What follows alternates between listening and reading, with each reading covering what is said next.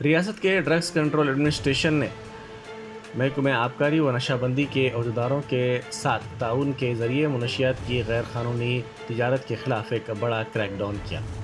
اس سلسلے میں کئی مقامات پر دھاوے کیے گئے اور نشہ آور اشیاء کو ضبط کر لیا گیا۔ اس کارروائی کے دوران ایک منظم نیٹ ورک کا انکشاف ہوا جو غیر قانونی طریقے سے خطرناک منشیات کی خریداری، ذخیرہ اندوزی اور فروخت میں ملوث تھا۔ اس آپریشن کا بنیادی ہدف سکندرآباد کے ریجمنٹل بازار میں واقع جی وی سروجا ہاسپٹل تھا، جہاں حکام نے بغیر ضروری لائسنس کے ذخیرہ کی گئی منشیات کی بڑی مقدار کا انکشاف کیا۔ ایک اور دھاوے کے دوران حکام نے مولا علی ملکاج گیری میں واقع ایک مکان کو بھی نشانہ بنایا، جہاں مکان کی تلاشی لی گئی۔ مکان سے بھی بڑے پیمانے پر منشیات کو ضبط کیا گیا۔